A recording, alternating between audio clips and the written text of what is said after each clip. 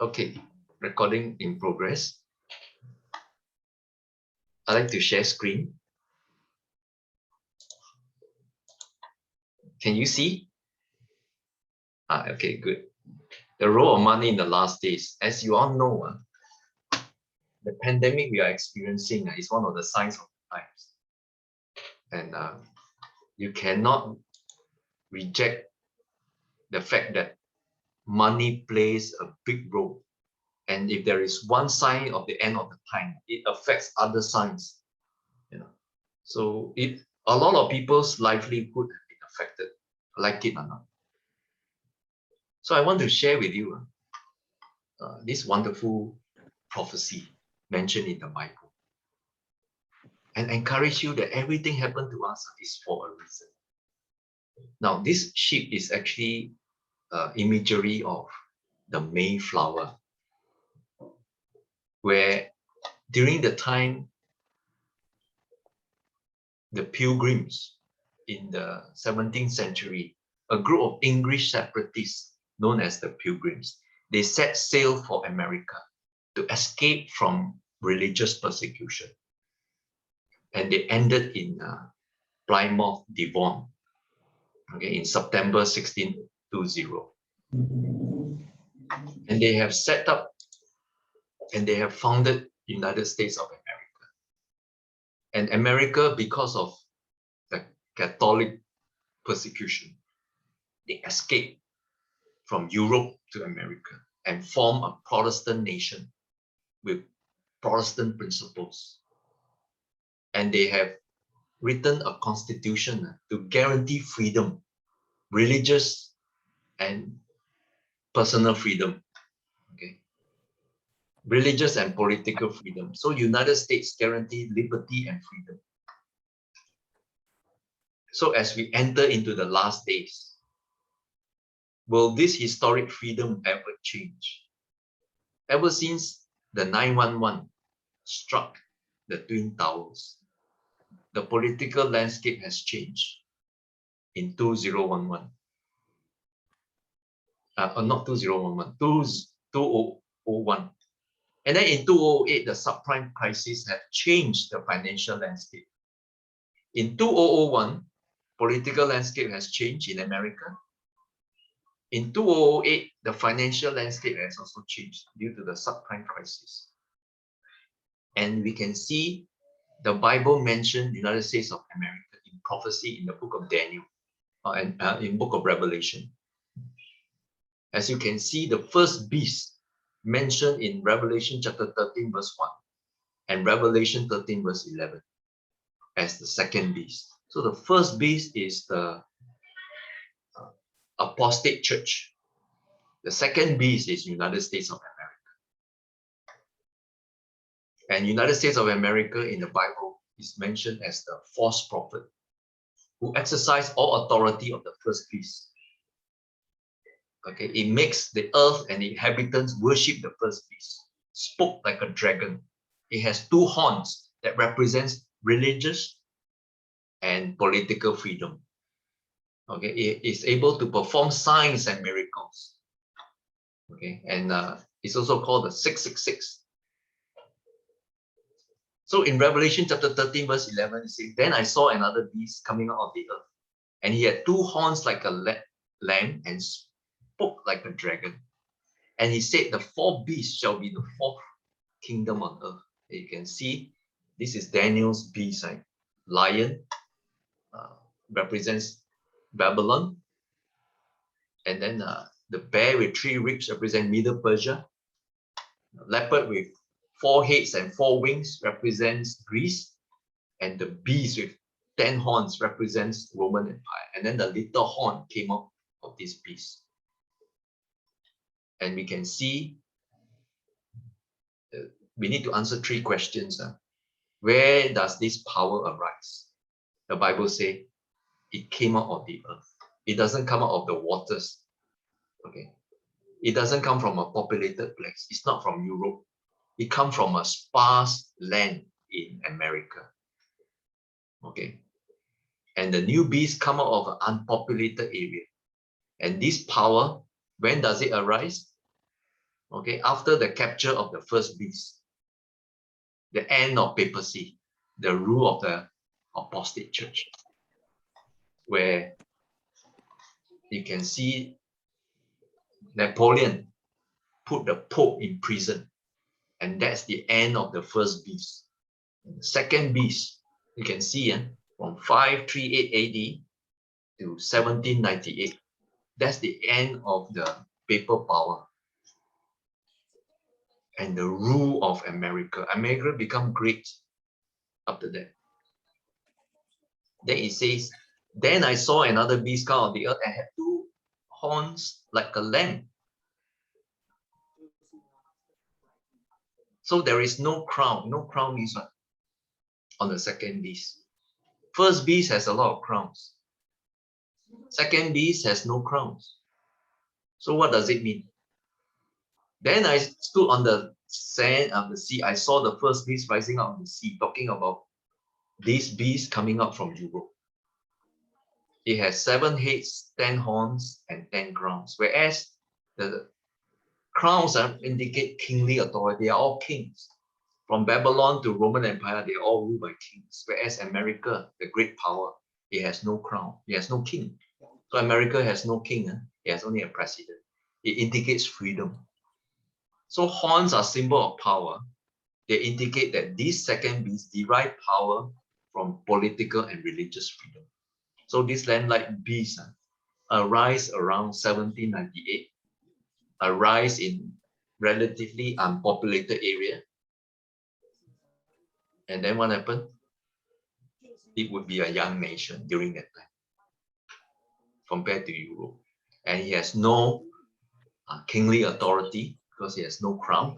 And it rise to position of worldwide power and influence. So the only country that fit this second beast is none other than America. Okay. Okay, can you unmute those people who just join us? Kindly unmute. Sorry, so kindly mute rather. Okay, thank you. Wait, it's a bit noisy.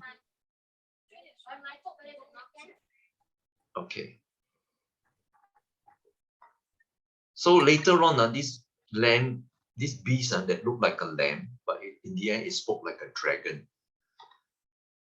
And he exercised all authority of the first beast in his presence. That means the first beast represents the persecuting power. Then the second beast, when they arise, everybody welcomed this beast because it looks like a lamb. But later on, it spoke like a dragon. And he exercised all authority of the first beast. That means, and caused all the earth and those who dwell in it to worship the first beast, whose deadly wound was healed. And he performs great signs and even make fire come down from heaven on the earth in the sight of men. So he performed miracles. And he deceived those who dwell on the earth by those signs, which he was granted to do in the sight of the beast, telling those who dwell on the earth to make an image of the beast who was wounded by the sword and teeth. So what is this image? Image is a likeness. Okay. The first beast has the power because of the church and the state unite. Whereas in America, the church and the state were separate. But soon this church and state will unite to enforce religious practices. So does the Bible give any indication of these end-time events in the light of this union? Yes. The Bible mentioned this second beast, although it started innocently where a lot of people were persecuted, they run to America. And America has been giving political asylum. But soon, this political asylum will stop.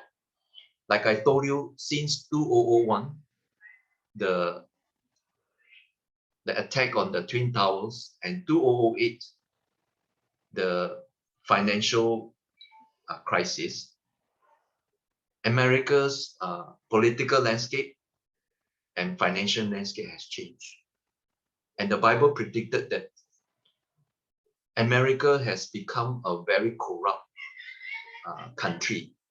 It's so corrupt that the Bible says her sins have reached to heaven. Why? Because they are homosexuality, all kinds of evil. And every day you hear about shooting. The Bible also mentioned, then I heard another voice from heaven say, come out of her, my people, so that you will not share in her sins, so that you will not receive any of her plagues. For her sins are piled up in heaven, and God has remembered her crimes.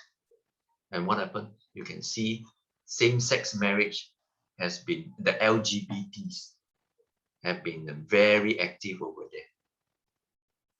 And the Bible also mentioned America is the only country that live beyond their means.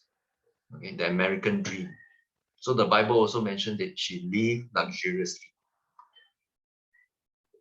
In Revelation chapter 18, verse 3 says, for all the nations have drunk the maddening wine of her adulteries.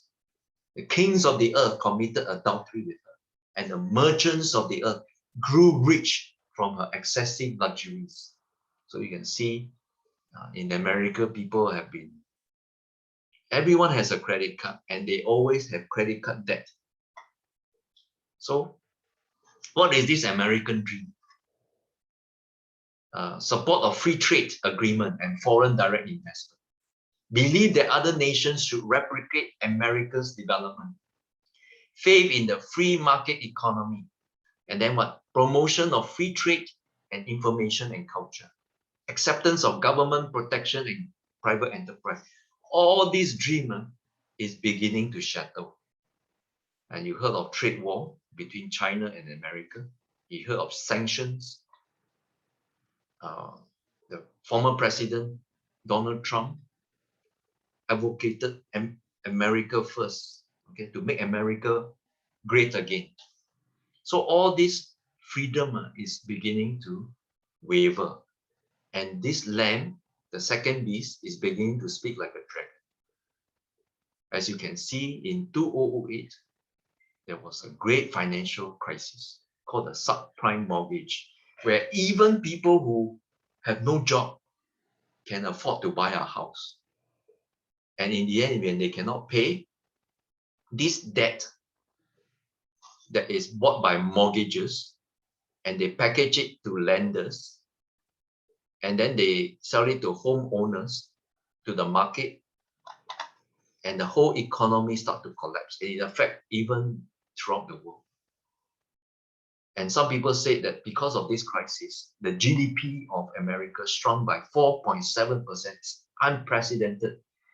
8 million jobs disappeared. 17 trillion household wealth evaporated. Okay, there are 8 million plus of home being sold, and home prices plummeted 32%. And retirement account of the American government shrunk by 2.8 trillion. You can imagine. People live beyond their means. What is the consequence? And the Bible mentioned, in the measure she has glorified herself and lived luxuriously, in the same measure give her torment and sorrow. For she says in her heart, I sit as a queen and am no widow and will not see sorrow. So she also experienced natural disasters. There are cyclones. The plagues are beginning to fall in America. The Bible predicted in Revelation 18 verse 8 says, therefore her plagues will come in one day, death and mourning and famine, and she will be utterly burned with fire. For strong is the Lord God who judges her. You can see all this disaster that's coming into America. And God's judgment will fall, as mentioned in Revelation 18 verse 10. What is the judgment? The collapse of these twin towers, the pride of the nation. Standing at a distance for fear of a torment, saying, alas, alas, that great city Babylon, that mighty city, for in 1 hour your judgment has come. And then her riches will come to nothing. So America is desperate, is actually beginning to speak like a dragon because of this great financial crisis. America right now is bankrupt. Okay, You can see in the past, American money, when they print any money, is actually a certificate that they have gold or silver in the bank book. Okay. But now, the money they print is not backed by anything. It is issued by the Federal Reserve. Okay, it's not part of the government. It's privately owned. And President Thomas Jefferson, he made this prophecy. He said, if the American people ever allow private banks to control the issuance of their currencies, first by inflation, then by deflation, the banks and the corporations will grow up around them, will deprive the people of all their prosperity until their children will wake up homeless on the continent their fathers conquered. Are you aware that America has about 500,000 homeless people in America? And being homeless in America is no longer. It's what an irony, isn't it? It's really an irony. Guess what? In the past, you can see the Fed actually stole the money from the people, because America, the money in the past is usually linked with gold. That's why you can understand in Chinese, we call American money as 美金, right? People who wants to buy American money, why? Because it tied with gold. You use your Singapore money, you buy American money, it's safe because it's tied with gold. But since 1971, they already depegged the US money from gold. So now the money is no longer a certificate. You can see the difference now. Do you spot the difference? Before 1971, the money is actually called the silver certificate. Now it's actually a Federal Reserve note. Okay. Bills that were labeled silver certificate are certified that there has been deposited in treasury, the equivalent of $1 silver. Whereas now it's just a legal tender. No longer this certificate is gold or silver. It's just a debt issued by the central bank. Okay, it's a legal tender. Used to be backed by something like gold and silver. Now it's not backed by anything. It's backed by confidence. But American money is actually backed by debt. You and I know Brunei money, Malaysia money, Singapore money is all backed by foreign reserves or gold or other assets. Whereas American money is not backed by anything. And the money that we have today is not a gold or silver certificate. It's called fiat money. It has no value. It is actually declared by the government as legal tender. So if the government collapses, the money is useless. You know, in Zimbabwe, they used to print money. And after World War II, Germany used to print money. And the money is useless. So without the ability to redeem fiat money at the fixed rates in gold, paper money is as good as only the ability of the issuing state to pay its debt. That's why in other countries, they cannot print money and get away with it. Only America can. Okay, I will explain to you why. The former Fed governor, he said gold still represents the ultimate form of payment in the world. Fiat money in its extremis is accepted by nobody, and gold is always accepted. So as you can see, right now, America is in trouble, and it's beginning to speak like a dragon because of the change of political and financial landscape in 2001 and 2008 respectively. Why? Because America is owing public debt. Okay. They spend more than they collect.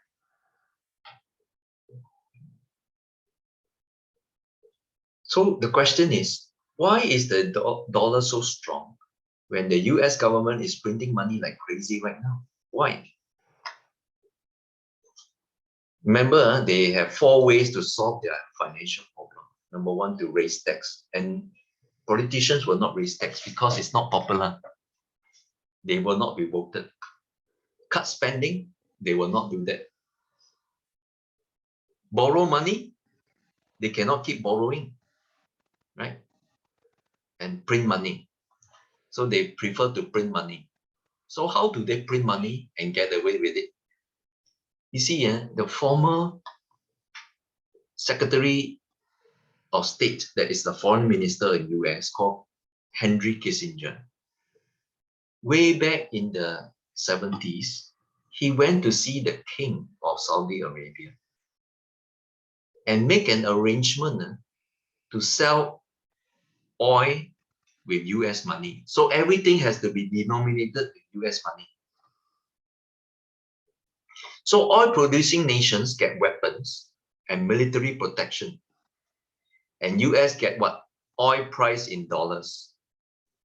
And they develop what you call the petrodollar system. So the petrodollar system provide 3 immediate benefits to the United States. It increased global demand for US dollars. It increases global demand for US debt securities. And it gives America the ability to buy oil with a currency that it can print at will. So isn't that serious? It is really, really serious, you know. Okay. So US dollar is actually backed by demand. Okay. Because they have to buy US dollars to buy oil. So every country needs oil, isn't it? So without oil, they will not be able to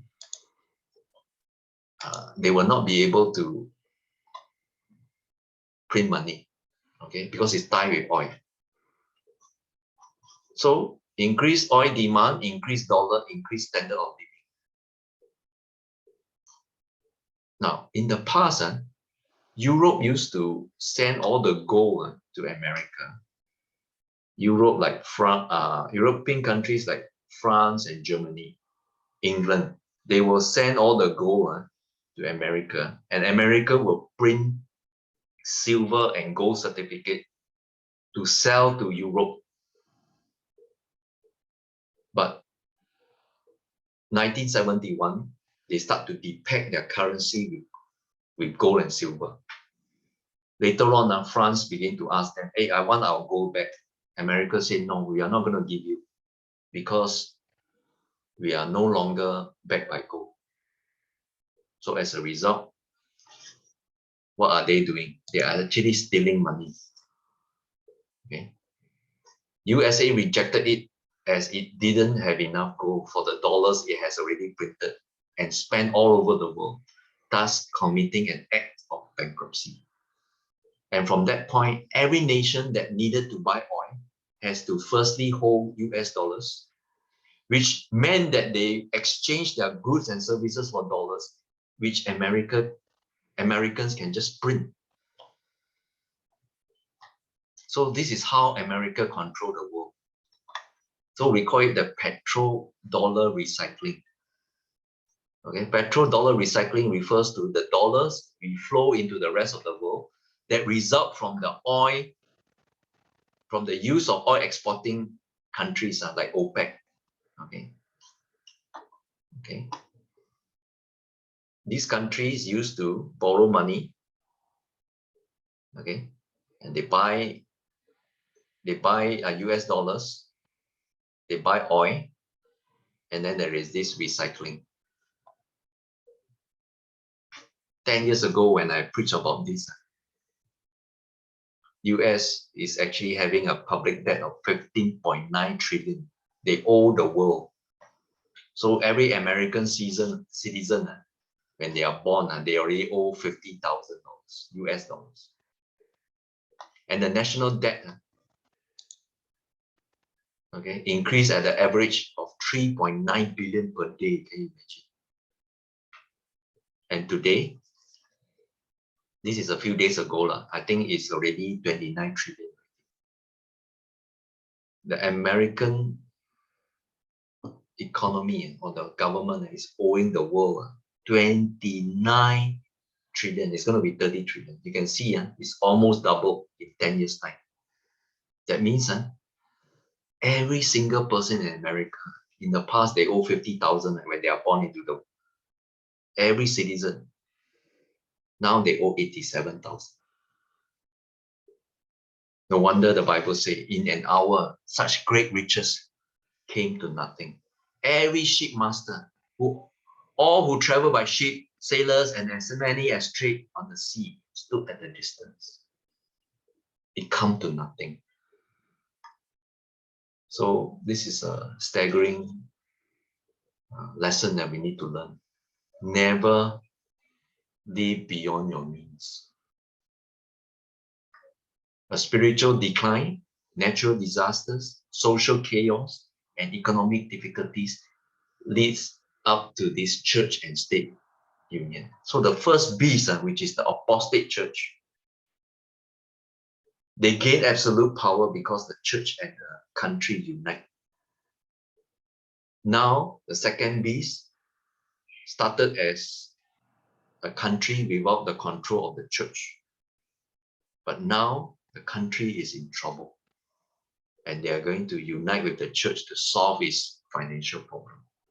So history is going to repeat itself, okay? Where the Pope and America, Pope represents Catholicism and the America represents the Protestant. They are going to reunite, okay, to control the world again.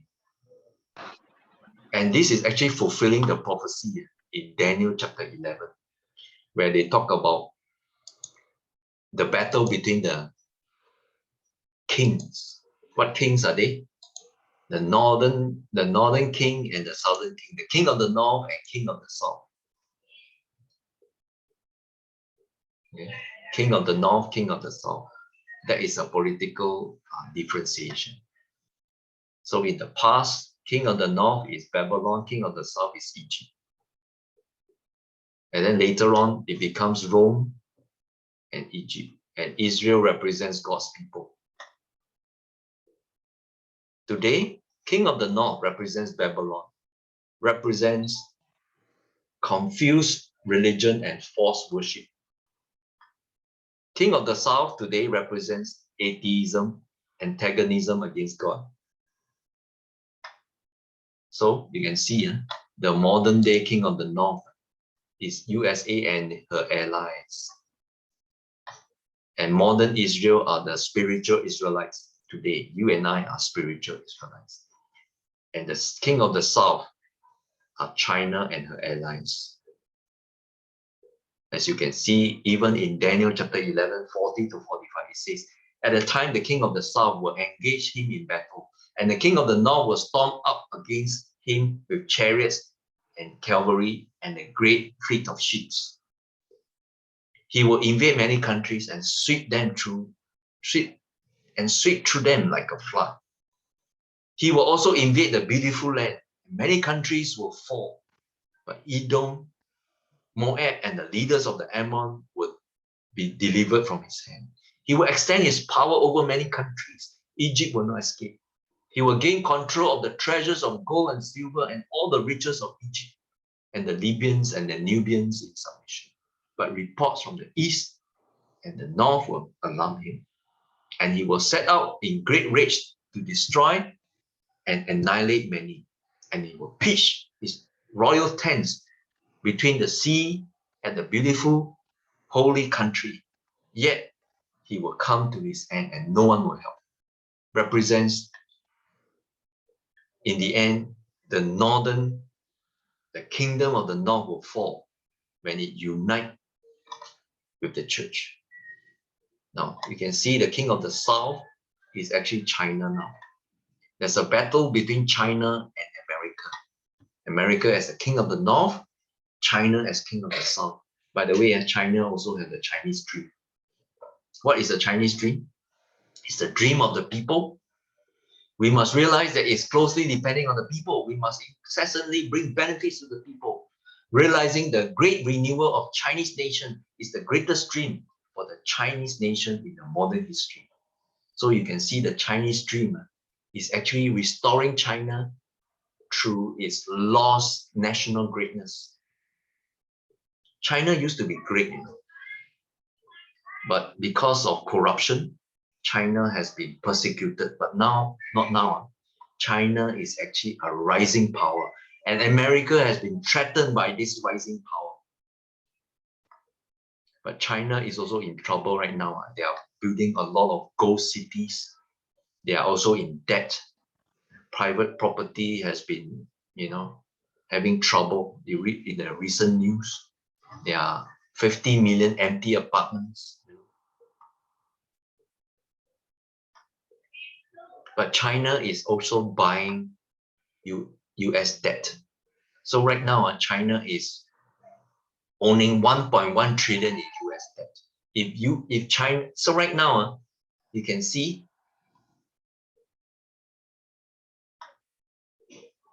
China is wise to boost its gold reserves as weaker dollar looms and currency war beckon. How that China going to fight against America? Because America is tied in with the petrodollar. China is going to build the One Belt, One Road. They're going to revive the land Silk Road to build a high-speed rail from Xi'an right up to Rotterdam. Okay, and the Maritime Silk Road, they call it the One Belt, which is the Maritime Sea Route, and the One Road. And they will connect about 70 over countries. So when it's fully operational, they will use renminbi or Chinese yuan to trade in competition with the US dollar. So when this happens, you know what's going to happen? That's why right now, China is a threat to America. And America is seeing that their currency is no longer in great demand as in the past. So they are having trade war now, right? And the trade war is what? The trade war is actually imposing taxes. Okay? The trade war, this is last year's article. The US-China trade war has erased 1.7 trillion from US company market value. Donald Trump made a mistake by imposing all these levies. But in the end, a lot of American companies has already outsourced all their country production in America. Even iPhone is made in China, although it's an American company. So when they impose levies, who is going to pay for it? It's actually America, not China, So America is actually shooting a gun on their foot, okay? So you can see the One Belt, One Road initiative is a threat to America. So with all this in mind, we know America will lose its dominance. So what is it for us today? Today, we cannot change the macroeconomics, but the microeconomics we can still do. What do we do? Number one, obey all of God's commands, because God promised that the Lord will grant you plenty of goods. The Lord will open to you his good treasure, the heavens, to bless all the work of your hand. If you heed the commandments of the Lord your God, which I command you today, and are careful to observe them. So number one, in spite of all this trauma that is going on, we should obey God. Okay, be faithful. Number two, we must seek holistic prosperity. So don't just pray for wealth, pray for health as well. It says, beloved, I pray that you will prosper in all things and be in health, just as your soul prospers. In this pandemic, not only money is important, health is number one. As you can see, a lot of people are falling sick, a lot of people die. So health industry is the one that booms. Okay, anything that sells gloves, masks, sanitizing, temperature taking, contract tracing, all this economy start to boom. Why? Because it's geared towards health. So pharmaceutical company is the one that thrive because of drugs, because of vaccines. So for us, the best investment to seek right now is your health. Number three, acquire wisdom and knowledge. The Bible tells us how much better to get wisdom than gold. Choose understanding rather than silver. Number four, honor the Lord with your wealth. Honor the Lord with your wealth, with the first fruits of your crops. Then your barns will be filled with overflowing, and your vats will brim over with new wine. As I said earlier, a lot of people are suffering financially. Return to the Lord by faith, and He will bless you. Okay. In this pandemic, we are not depending on our own strength. For health and wealth, we are depending on God completely. Continue to be generous to the poor. Our lesson today, we talk about love your neighbor, right? We need to continue to do community work. Find out who is in need and help those people. Because the Bible promised that a generous person will he himself be blessed, for he shares his food with the poor. Number six, don't use debt to prosper. Woe to him who increase what is not his. For how long and makes himself rich with loans? Will not your creditors rise up suddenly, and those who collect from you awaken? Indeed, you will become plunder for them. So in other words, don't get into debt unnecessarily. My wife and I decided to do something that is very drastic. This year, we thank God that we pay off our mortgage. We also sold off our property to downgrade from a landed to an apartment. Okay, we have no debt. We are preparing to retire without worrying about working for money. And then the Bible also says, last but not least, use your wealth to win souls. While the whole world is fighting for money, Jesus said, I tell you, use worldly wealth to gain friends for yourself, so that when it is gone, you will be welcomed into eternal dwellings. Use money to build relational knowledge. Okay? So that when you are in need, people will help you. Invest in human capital, invest in knowledge, invest in wisdom, invest in health, invest in friends. Put your treasure in heaven. Make sure that your bank account in heaven is filled. Never mind when your earthly bank account is shrinking, because one day it will be gone. God calls upon those who have possessions in lands and houses to sell and to invest the money where it will be supplying the great one in the missionary field. When once they have experienced the real satisfaction that comes from task doing, they will keep the channel open, and the means the Lord entrusts to them will be constantly flowing into the treasure, that souls may be converted. So you become channels of blessing, and you will be blessed, and a lot of people will go to heaven. Praise the Lord. These souls will in turn practice the same self-denial, economy, and simplicity for Christ's sake, that they too may bring their offerings to God. And through these talents wisely invested, still other souls may be converted. And thus the work goes on, showing that the gifts of God are appreciated. The giver is acknowledged. The glory redounds to him through faithfulness of his stewards. Last but not least, I want to share with you this last text.